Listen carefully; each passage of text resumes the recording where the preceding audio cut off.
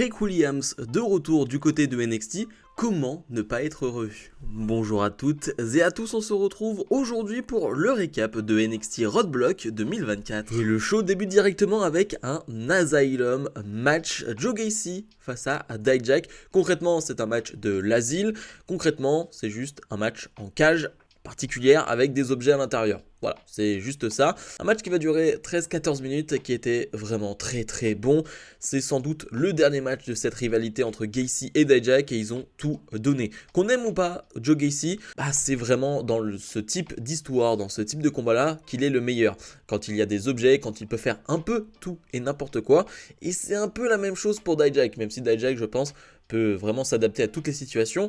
Là, Dijak, il se fait plaisir parce que Joe Gacy est un instrument de torture, tout simplement, est un souffre-douleur. Il se fait détruire dans tous les sens. Un Joe Gacy qui va se retrouver avec le camisole de force qu'il avait déjà eu il y a quelques semaines et qui va même réussir à frapper Dijak avec cette camisole de force. Je crois qu'il arrive à le faire passer à travers la table, il arrive à porter une sorte de swanton derrière. Ensuite, Dijak lui met du scotch sur le visage. Vraiment, ça va partout. Vraiment, c'est un bordel pas possible.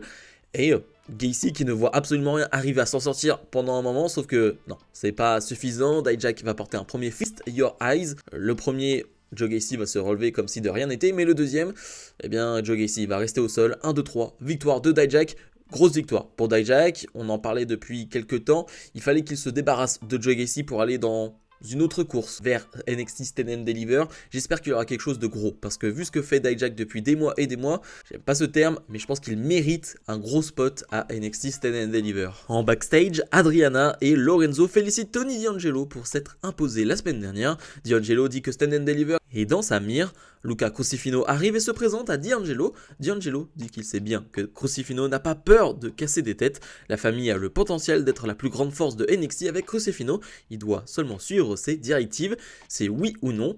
Crucifino accepte de rejoindre la famille. On reste en backstage avec Fallon Henley qui discute avec Riley Osborne. Osborne parle de son dernier rendez-vous avec Tia Hale, disant que ça n'a pas réellement fonctionné, que ce n'était pas la même personne. Henley dit que Hale n'a simplement pas eu de beaux conseils de la part de Jane. Blair Davenport arrive et dit que visiblement Henley veut ruiner la vie d'une nouvelle personne. Davenport dit qu'Henley n'est même pas le genre d'Osborne. Henley lui suggère de donner des conseils si elle est si meilleure. Osborne quitte la pièce en souhaitant bonne chance à Henley puisqu'il doit rejoindre Chase U pour leur match tag. Braun Breaker et Baron Corbin défendent leur titre tag face à la Chase University, un combat de 11 minutes et c'était une nouvelle fois un super combat par équipe. Dans ce combat, j'ai quand même envie de mettre en avant un certain Braun Breaker qui je trouve va être assez exceptionnel. Je pense surtout à un moment donné à un Frankensteiner qui va porter du coup du haut de la troisième corde, mais il va monter sur le coin du ring avec une facilité déconcertante. Vraiment, c'est facile pour lui. Il est agile, on le sait, Braun Breaker, c'est quelqu'un qui a un gros physique, qui est rapide, mais il est tellement agile. Vraiment agile et il est impressionnant dans ce combat. Plus tard dans le match, il va te porter une sorte de gros coup de la corde à linge en sautant du tablier sur la table des commentateurs. Bref, on a un vrai bon breaker dans ce combat et ça fait plaisir de l'autre côté. La Chase University fait vraiment le boulot aussi. Le public est plutôt partagé maintenant avec la Chase University. Tu as une partie qui est plutôt heureuse de les voir, une partie qui va un peu les huer. C'est un peu logique avec toutes les histoires. Intéressant à voir aussi que la Chase University était au complet, Tia Hale était présente, mais ne portait pas réellement le t-shirt ou le pull. Chase U l'avait sur l'épaule, mais ne le portait pas réellement. Ça, c'est quand même pas anodin. Bref, Braun Breaker et Baron Corbin vont réussir à prendre le dessus et Breaker va porter un spear final pour gagner ce combat. Et après le match justement, Tia Hale, elle semble être en colère et elle va s'enfuir. Elle va tout simplement retourner en coulisses toute seule.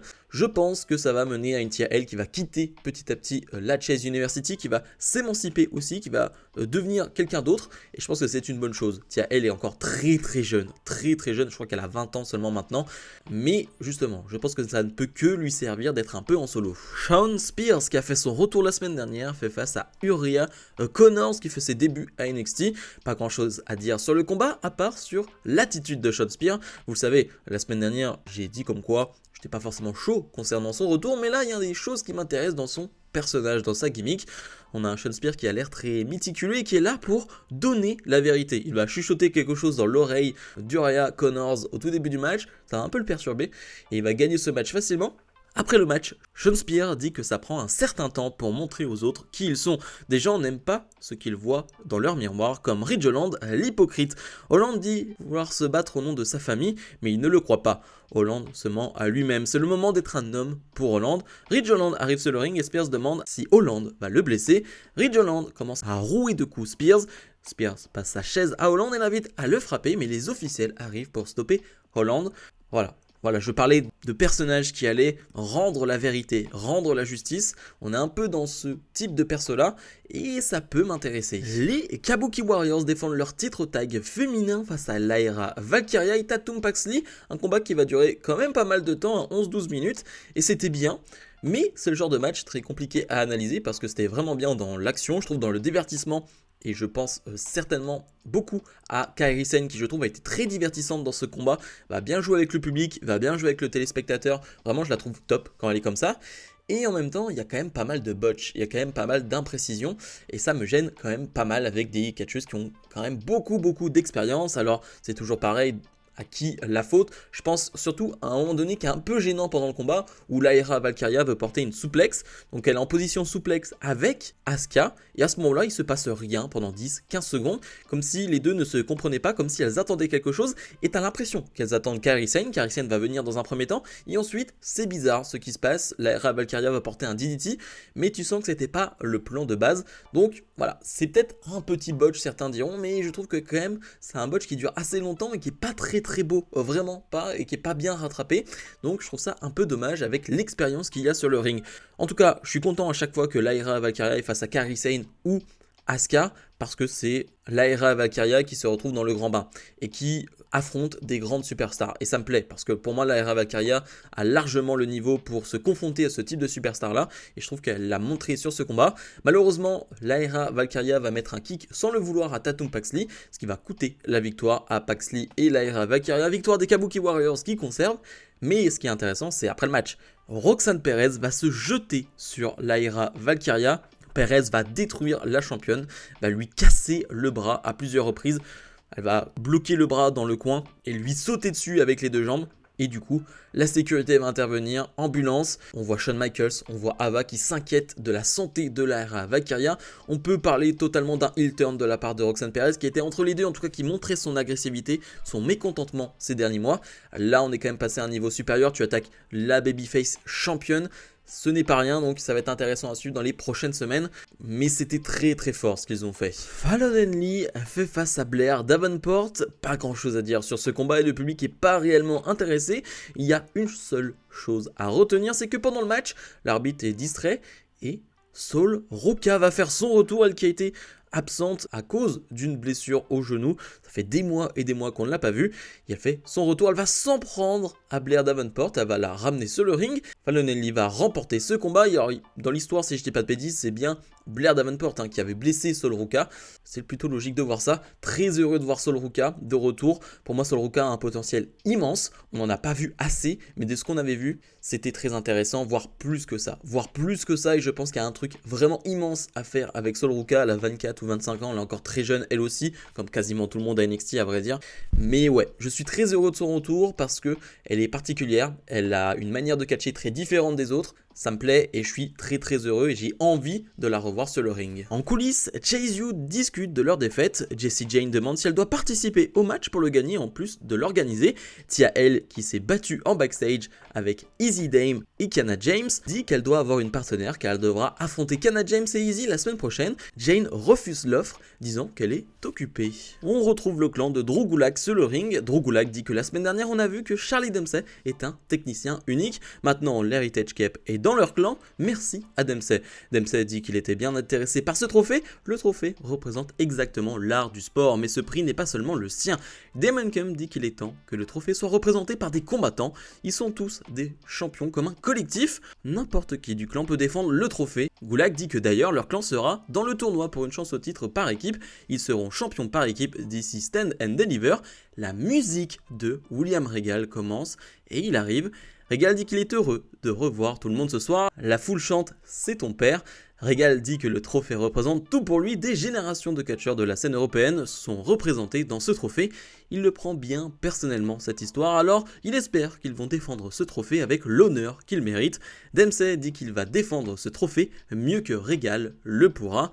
Regal dit qu'il va surveiller tout ça. Et oui, pour ceux qui ne savent pas, William Regal est le père de Charlie Dempsey. Alors évidemment, si t'as pas cette référence-là, le segment est sympathique mais sans plus, mais il a une autre saveur si tu le sais, et vraiment c'est très très cool de voir Regal qui a un petit sourire au moment où Charlie Dempsey dit que t'inquiète pas, je vais le défendre mieux que toi. C'était bien sympathique et très content de revoir Regal. On sait qu'il est du côté de NXT maintenant depuis quelques temps, mais avec plutôt un rôle en coulisses.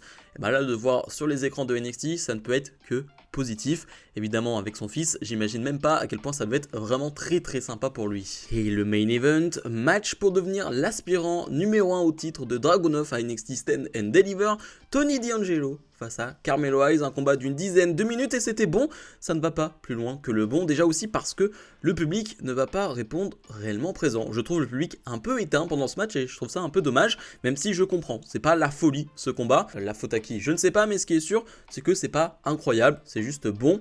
On voit les bons côtés de Tony D'Angelo, c'est-à-dire qu'il est capable d'enchaîner les portées.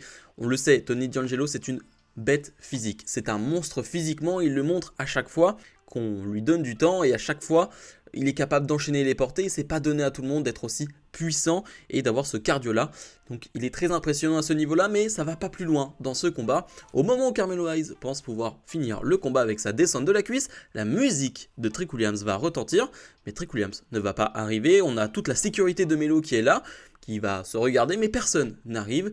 Tony D'Angelo en profite sur le ring pour porter son finish et remporter ce combat et affrontera donc Dragunov du côté de NXT Stand and Deliver. Ça, c'est pas rien. Après le combat, D'Angelo dit qu'il doit s'excuser pour ce coup qu'il a utilisé. C'est bien lui qui a mis la musique de Trick Williams, qui avait planifié ça. Mais il a un cadeau pour Hayes.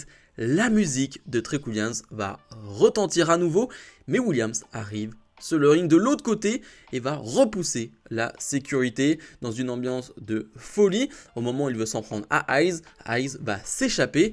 Mais c'était fou, un Trick Williams qui est donc de retour, ça c'est une très bonne nouvelle, on va pouvoir partir totalement dans cette histoire entre Melo et Trick Williams, avec le titre NXT qui ne sera pas en jeu, c'était un peu toute la question, est-ce que le titre NXT sera en jeu, est-ce qu'il y aura cette question-là? Non, on va sur quelque chose d'autre, c'est juste une guerre personnelle, pas besoin de titre, et moi ça me convient, très heureux, le public va bien évidemment chanter Whoop That Trick pendant un long moment, c'est bien fort, bien bruyant, tout ce qu'on aime, vraiment. Tout ce qu'on aime. Bilan de ce NXT Roadblock 2024, eh ben c'était bon, c'est un bon 7,5 pour moi, ça va pas plus loin non plus parce que j'ai pas de match extraordinaire qui sort du lot, j'ai des très bons matchs, mais ça va pas plus loin. On est content du retour de William Regal, même si je pense que c'était que pour une soirée, pour se présenter face à son fils Charlie Dempsey, c'était un très bon moment, et le retour de Trick Williams, ça fait plaisir, le retour de Sol Ruka, bref, c'est une soirée pleine de retours, et de retours très positifs, où on est très heureux de les revoir, ces personnes-là qui vont rajouter vraiment de la qualité au produit NXT,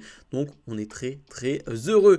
Bref, comme d'habitude, n'oubliez pas de mettre le pouce vers le haut, de vous abonner, et nous on se retrouve dans la semaine pour d'autres vidéos. Salut